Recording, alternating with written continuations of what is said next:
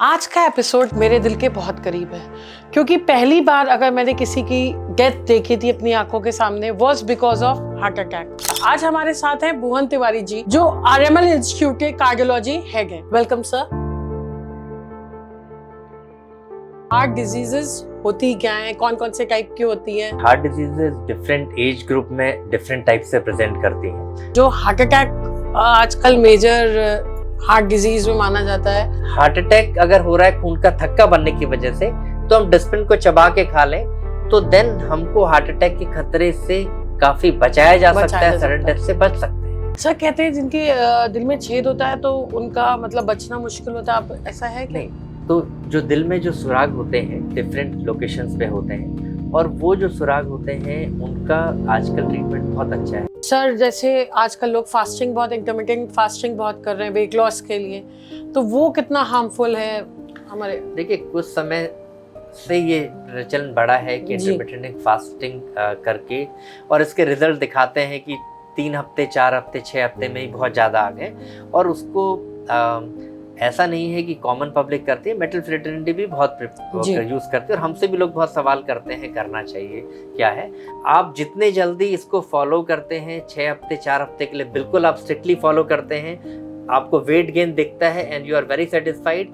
और जैसे ही आप इसको रिलीज करते हैं, क्योंकि ये लॉन्ग टर्म लाइफ लॉन्ग आप फॉलो नहीं कर सकते हैं, थोड़े दिन बाद रिबाउंड इसका फिनोमेना होता है। उसी हिसाब से फिर आप डाइटरी रिस्ट्रिक्शन अपने खत्म करते हैं, तो वो आपके बॉडी में जो कोलेस्ट्रॉल या जा रहे हार्मफुल टॉक्सिन्स वो आपको नुकसान करते हैं। तो एक तो वो लॉन्ग टर्म सस्टेन नहीं कर सकते, तो आपको जो कॉस्मेटिक बेनिफिट मिल रहा है वो तो नहीं मिल रहा है, क्योंकि वो शॉर्ट टर्म के बाद 6-8 हफ्ते के बाद खत्म हो गया।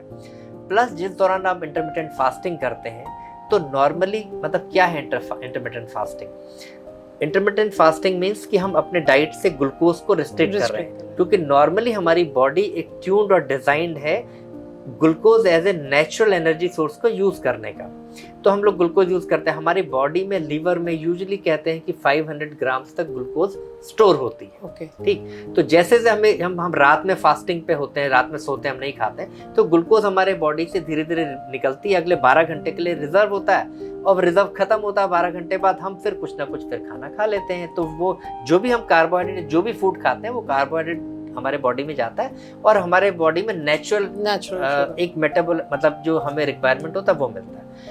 अब 12 घंटे के बाद हमने जैसे टीवी में देखा कि 14 घंटे 18 घंटे 16 घंटे लोग फास्टिंग करते हैं, तो वो ग्लूकोज का रिजर्व लीवर से खत्म हो गया। तो अब जब हम फास्टिंग पे रहते हैं तो हमारी बॉडी में जो फैट है वो, क्योंकि हमें एनर्जी तो चाहिए, तो उसके लिए जो हमारे बॉडी में फैट है वो बर्न होता है। वो बर्न होता है, तो फैट जब बर्न होता है तो उसका जो मेटाबॉलिक बाई प्रोडक्ट होता है वो कीटोन बॉडीज बनती है, वो हमारे बॉडी को एनर्जी देती है, हार्ट को ब्रेन को कीटोन बॉडीज एनर्जी देती है।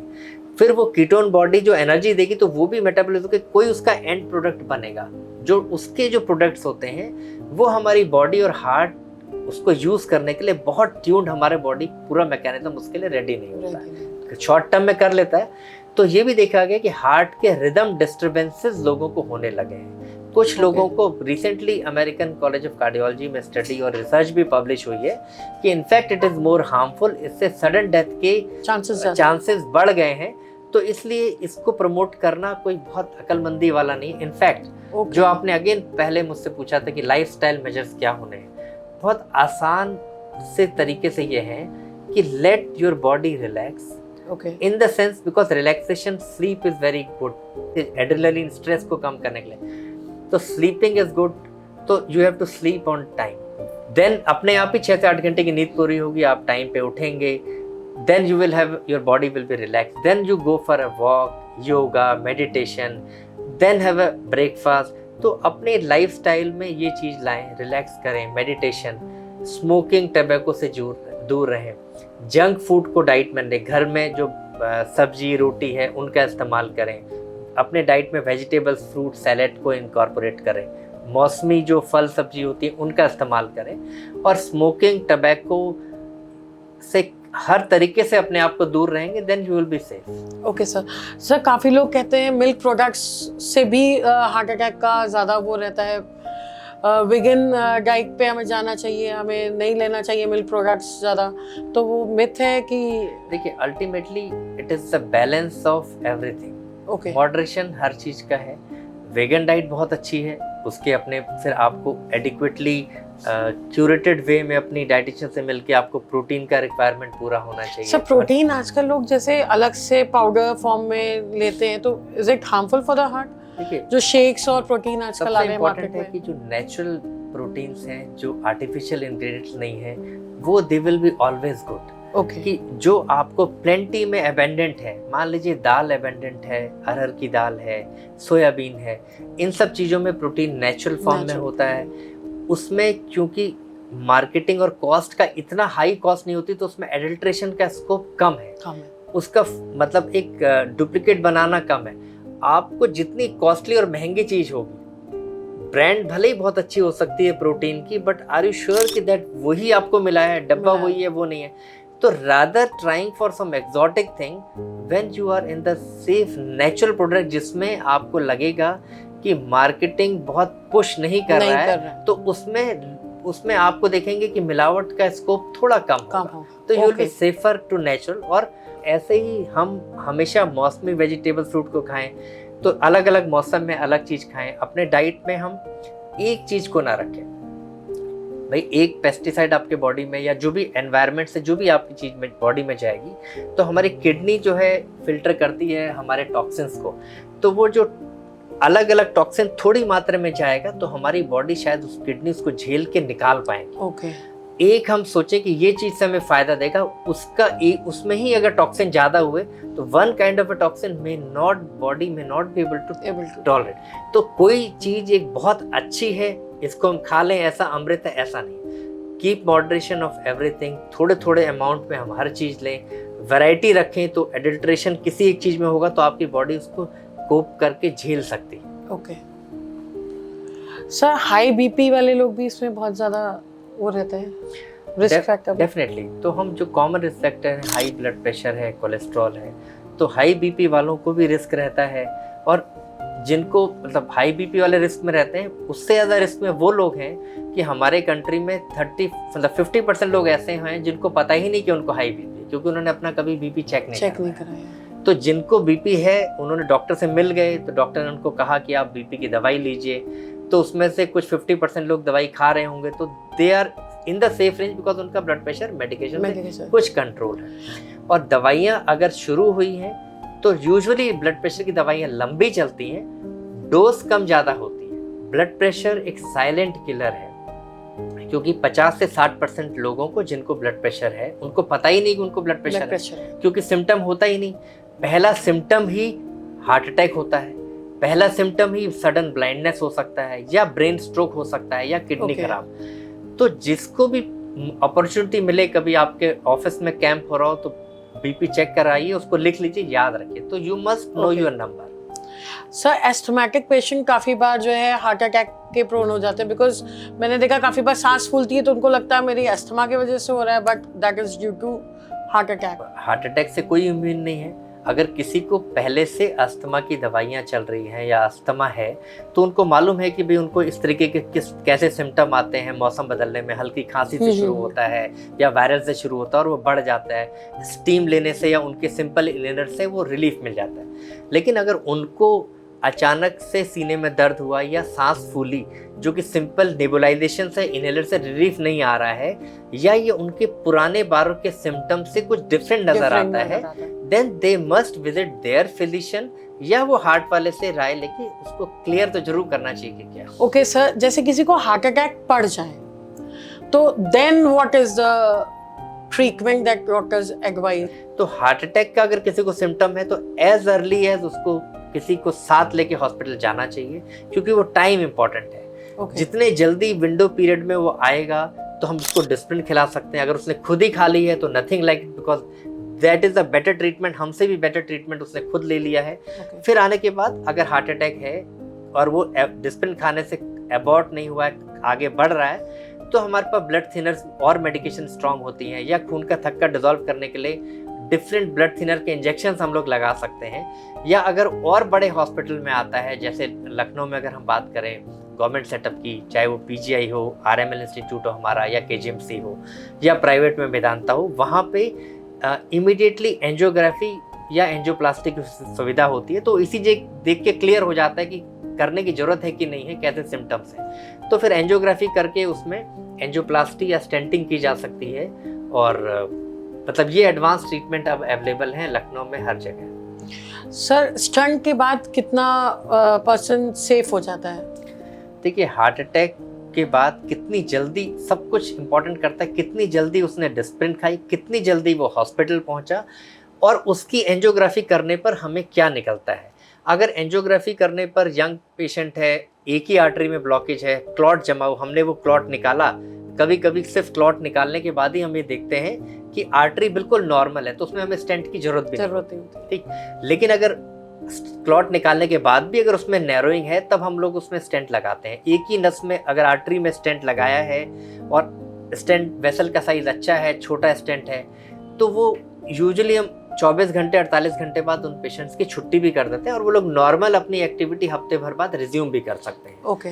और जितनी जल्दी हॉस्पिटल आते हैं, जितनी जल्दी हम ट्रीटमेंट कर पाते हैं, लॉन्ग टर्म फंक्शनल कैपेबिलिटी उतनी अच्छी रहती है। ओके, बिकॉज मेरी मदर इन लॉ को स्टंट पड़ा था and with in 1 year she died after the stunt. वो डिपेंड करता है कि बहुत बार कैसा मतलब हार्ट में अगर एक ही जगह स्टेंट था, एक ही जगह बाकी जगह बीमारी थी कि नहीं थी, ओके, बाकी जगह और वेसल्स में बीमारी थी, हमने एक का ट्रीटमेंट कर दिया, बाकी का नहीं किया, मेडिकेशंस कितनी अच्छी तरह से हमने लिए, स्टेंट का साइज क्या था, स्टेंट को रखने की लोकेशन क्या थी, उसकी लैंडिंग जोन मतलब कहाँ हमने रखा है, ये बहुत सारे फैक्टर्स होते हैं, ये डिसाइड करते हैं कि क्या है। और फिर मान लीजिए किसी को दोबारा से अटैक, स्टेंट दोबारा से बंद भी हो सकता है, और कुछ लोगों का स्टेंट 20-20 साल तक अच्छा भी चलता है। तो ये डिपेंड करेगा कि उसकी जहाँ बीमारी थी वो किस तरीके की बीमारी थी, और हमने मेडिसिन कितना रेगुलरली खाया है, कि मेडिसिन हमें उतना अच्छा रिस्पांस दे रही है। तो ये मल्टीपल फैक्टर्स। और सर उसके बाद कौन सा टेस्ट होता है जिससे हमें पता चल सके कि हमारा हार्ट कितने % वर्क कर रहा है आफ्टर स्टंट? मान लीजिए हार्ट की पंपिंग यूजुअली हर बीट के साथ 60% ब्लड फेंकता है, तो हम इकोकार्डियोग्राम यानी कि अल्ट्रासाउंड हार्ट का जो हम इको कहते हैं, उससे पता चल जाता है कि हार्ट की पंपिंग कितनी अच्छी है, कितनी अच्छी रिकवरी हुई है।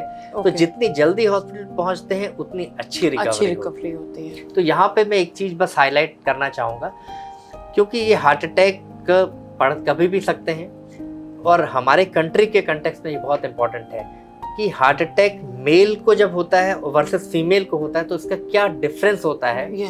हार्ट अटैक क्योंकि जैसे मान लीजिए दिन के टाइम हुआ, ऑफिस आवर्स में हुआ, तो लोग अपने हॉस्पिटल ऑफिस में रहते हैं, तो आप सोचेंगे कि हॉस्पिटल की लोकेशन क्या होती है, कहीं ना कहीं शहरों में या किसी न किसी अस्पताल के आसपास। ठीक, और आपके साथ आपके कलीग्स होते हैं, कोई ना कोई होता है, वो आपको हॉस्पिटल जल्दी पहुंचा देता है।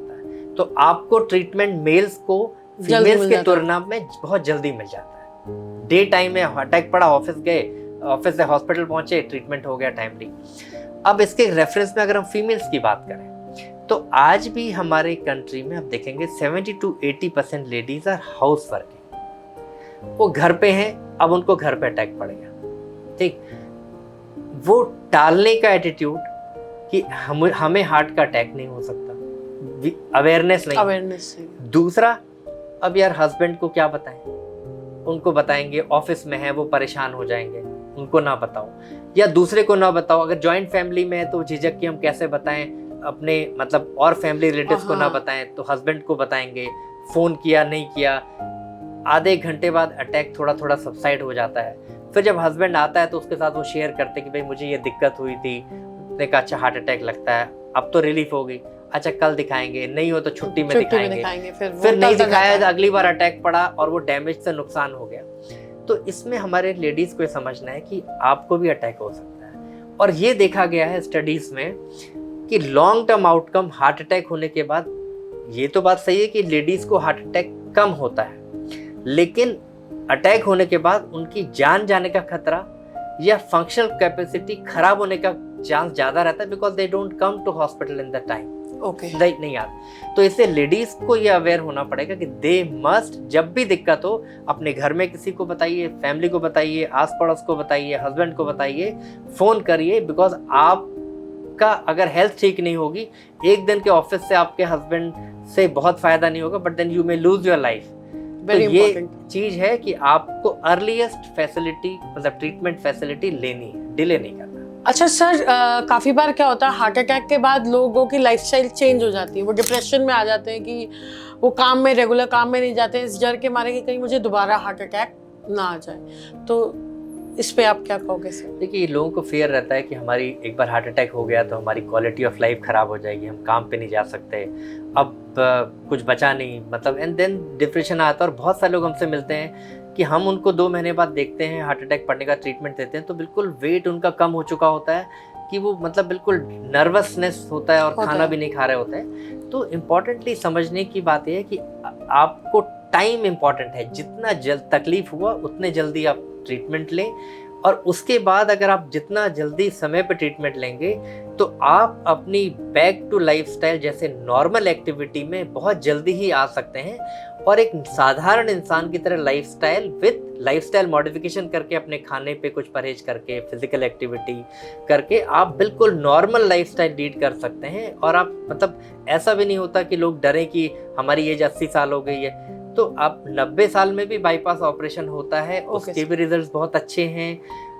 आप बाईपास होने के बाद आपको जब डॉक्टर सलाह देते हैं कि भाई एंजियोप्लास्टी अच्छा विकल्प नहीं है, मल्टीपल स्टेंट से बेहतर है कि हम बाईपास सर्जरी करा लें, आप डरते हो कि नहीं हम बाईपास इतना बड़ा ऑपरेशन है, हम कमजोर हैं, अब कैसे ठीक होगा, 70 साल एज होगी, ये मत डरिए। आप डॉक्टर की सलाह पे समझिए, अगर डॉक्टर कह रहा है कि बाईपास सर्जरी बेहतर विकल्प है, लॉन्ग टर्म आउटकम बेटर देगी, तो आप स्टेंट के पीछे मत भागिए, आप बाईपास सर्जरी कराइए और नॉर्मल लाइफस्टाइल और फिजिकली एक्टिव होकर, बहुत सारे लोग तो क्या बोलते हैं उसके बाद भी पहाड़ों पे वॉक करते हैं, तब उनको दिक्कत नहीं होती। सर तो जिम विम जा सकते हैं लोग आफ्टर हार्ट अटैक? देखिए, जिम में भी हर चीज़ को ये समझना है कि हमको हार्ट अटैक हुआ और किस तरीके का अटैक है, कितना हम देर में हमने ट्रीटमेंट दिया, और हमारा जो कितना फंक्शनल डैमेज हो गया है। तो जैसे हम लोग शुरुआत में तो लोगों को जब बताते हैं कि किसी को अटैक पड़ गया है या स्टेंट हो गया, तो how they have to come back to their normal life. तो भाई पहले 3-4-5 दिन हम बताते हैं घर पे रेस्ट करिए, नॉर्मल फिजिकल एक्टिविटी घर पे वॉक करिए। आफ्टर दैट डे सबसे आसान तरीका है कि हर आदमी जिम जाता है नहीं जाता, बट मेजोरिटी को जिनको जिम एक्सेस नहीं है, but they can see the watch in the time कि भाई शुरुआत में 10 मिनट सुबह, 10 मिनट शाम को चलिए, कंफर्टेबली चलिए, डोंट एक्सर्ट योरसेल्फ। हर हफ्ते आप 5 से 10 मिनट का अपना समय बढ़ाइए, then you feel more confident. अगले हफ्ते, सेकंड हफ्ते में 15 मिनट चलेंगे सुबह शाम, फिर 20 मिनट सुबह शाम, ऐसे करके आप 1 महीने के अंदर, 1.5 महीने के अंदर आधा घंटा सुबह शाम। अब ये हर इंसान के लिए डिफरेंट है। ये 30 साल के लड़के के लिए आराम से वो आधा घंटा सुबह, आधा घंटा शाम चल लेगा, उसमें डिस्टेंस ज़्यादा चलेगा। दूसरा 70 साल का अगर कोई इंसान है, वो भी आधा घंटा चल रहा होगा, पर वो डिस्टेंस कम कवर कर रहा है। हमारे लिए टाइम इंपॉर्टेंट है कि आधा घंटा अपनी फिजिकल कैपेसिटी देखते हुए धीरे धीरे आपको अपने आप को स्ट्रेन नहीं करना है। देन आप जब 6 हफ्ते 4 हफ्ते में डॉक्टर से मिलेंगे, देन हम आपकी फिजिकल कैपेसिटी को देखते हैं, हार्ट का इको टेस्ट करते हैं।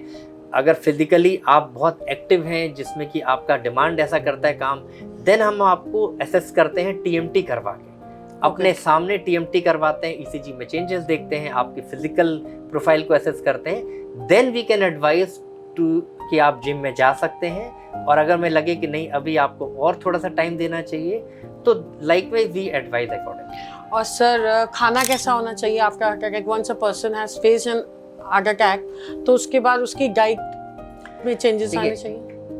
एक तो ये सवाल है कि जिनको हार्ट अटैक हो गया उनको डाइट क्या रखनी चाहिए। मैं तो कहूँगा कि हर इंसान इस potential to have a heart attack, किसी को भी जो पैदा हुआ उसको हार्ट अटैक का रिस्क हो सकता है, तो उसको सबको ही अपनी डाइट में जंक फूड का इस्तेमाल ना के बराबर, कम से कम। खाने में सॉल्ट एक जो है ब्लड प्रेशर रिस्क को बढ़ाता है, तो जितना नमक कम से कम इस्तेमाल करें। अगर हम रिकमेंडेशन की बात करें तो रिकमेंडेशन तो ये होती है कि एक पर्सन के लिए नाप के अगर देखें तो 5 ग्राम सॉल्ट होना चाहिए, ठीक, पर पर्सन के लिए। अगर घर में 4 लोग हैं तो 20 ग्राम सॉल्ट हम ऐड करके दिन भर के खाने में बना लें, आप नापें देख लें। तो एक तो सॉल्ट हो गया इंपॉर्टेंट। दूसरा, जितना भी हो सके हम अपने खाने में मीठे को कम करें। मीठे का मतलब है, मैं फ्रूट्स की बात नहीं कर रहा हूँ, स्पेशली आपको मीठे का मतलब है जो कुछ शुगर, रिफाइंड शुगर को हम जितना कम कर सकें उतना फ़ायदा होगा। सॉफ्ट ड्रिंक्स हैं जिनमें कि क्या बोलते हैं हाई कैलोरी होते हैं ड्रिंक्स, उनको हम अवॉइड करें तो दैट विल बी गुड। अब एक आता है कि कौन सा घी तेल अच्छा है, कि वर्जिन ऑयल, ये ऑयल, बहुत सारे कॉस्ट और मार्केटिंग के बहुत सारे हैं, पर अल्टीमेटली मैं इस बात के लिए भी इतना ही कहूँगा, जितना मिनिमम घी के इस्तेमाल करने से या तेल के इस्तेमाल करने से आपकी दाल सब्जी का टेस्ट बना रहे, उस पे आपको घी तेल तैरता हुआ ना दिखाई दे, तो that will be a good. Sir watch में भी ECG आता है, तो वो कितना करेक्ट होता है? और उसको देखिए आजकल जो नए डिवाइसेस आ रहे हैं, जो वॉचेस हैं, स्पेशली जैसे एप्पल वॉच है, उसमें ECG आने लग गया है। रिदम को या हार्ट की स्पीड कम ज़्यादा बताने के लिए तो अच्छा टेस्ट है। अभी हार्ट अटैक को बताने के लिए अभी क्योंकि इसमें सिंगल लीड ही बताता है, तो that is not help. Okay sir, मैं चाहूँगी कि आप जाते जाते कुछ हमारे व्यूअर्स को मैसेज देना चाहें for healthy living, healthy heart. देखिए जिन हमने जो सारी चीज़ें बताया उसका अगर मैं कुछ एक सारांश या कुछ बेसिक आपको वो बता दूं, तो हम हेल्दी रहना चाहते हैं, क्योंकि आप अगर ये सोचें हार्ट आपके लिए क्या करता है, आपके पैदा होने से पहले और अंतिम सांस तक निरंतर धड़कते रहता है, चलते रहता है। तो हार्ट भी आपसे यही गुजारिश करता है कि आप भी उसके लिए फिजिकली एक्टिव चलते रहें। जहाँ मौका मिले आपको पैदल चलना चाहिए, सुबह हो या शाम हो, ये नहीं मैटर करता कि किस समय आप वॉक कर रहे हैं, जो भी समय हो। अगर सुबह शाम नहीं है तो दिन में भी अगर आपको मौका मिलता है, ऑफिस में भी आपको, अगर आपके पास कॉरिडोर है तो आप उसमें वॉक कर सकते हैं। चलने का आपको कोई बहाना नहीं होना चाहिए कि मैं नहीं चल रहा हूँ, तो आप जितना ज़्यादा चलेंगे, दिल यही चाहता है कि निरंतर वो आपके लिए चल रहा है, आप उसके लिए चलें। खाने में जंक फूड का इस्तेमाल कम से कम करें, मौसमी सब्जी और फल का और घर के बने हुए खानों का इस्तेमाल करें। जहाँ तक हो सके घी, तेल, मीठा, नमक का इस्तेमाल कम करें। एक बहुत ज़रूरी चीज़ है कि आप अपने लाइफस्टाइल में योगा, मेडिटेशन, रिलैक्सेशन का मूड जरूर रखें, चाहे वो रिलैक्सेशन आपको म्यूज़िक से आता हो। और एक अच्छी नींद, 6 से 8 घंटे की नींद लेना बहुत इम्पॉर्टेंट है। वो आपके बॉडी को एक तरह से रियल डिटॉक्स वो करेगा। उसके अलावा यंग लोगों में जो हार्ट अटैक की घटना बढ़ रही है, जितने भी युवा लोग हैं उनसे मेरी ये बहुत सिंसियर रिक्वेस्ट है कि वो स्मोकिंग, तंबाकू किसी भी रूप में ना करें, चाहे वो सिगरेट हो, चाहे वो वेपिंग हो, चाहे ई सिगरेट हो। ये सारी चीज़ें आपको नुकसानदेह हैं, और इंटरमिटेंट फास्टिंग के पीछे ये शॉर्ट टर्म गोल को आजमाने के लिए या उससे फ़ायदा लेने के लिए ना चलें। लॉन्ग टर्म में अपनी लाइफस्टाइल है उसको आप सुधारें, टाइम पे सोएं, टाइम पे उठें, कम खाना खाएं, थोड़े थोड़े अंतराल पे स्मॉल फ्रीक्वेंट मील्स जहाँ तक हो सके लें। तो एक हेल्दी लाइफ रहने के लिए ये बहुत इम्पॉर्टेंट है। इसके साथ अपने परिवार के साथ जुड़े रहें, उनके साथ हंसें, उनके साथ जितना भी टाइम आप बिताएंगे हंसने में, वो शायद आपको रियल रिलैक्सेशन देगा। सोशल मीडिया का इस्तेमाल कम करें, फैमिली के साथ, फ्रेंड के साथ आप फिजिकली कनेक्ट हों, तो that will be real relaxation for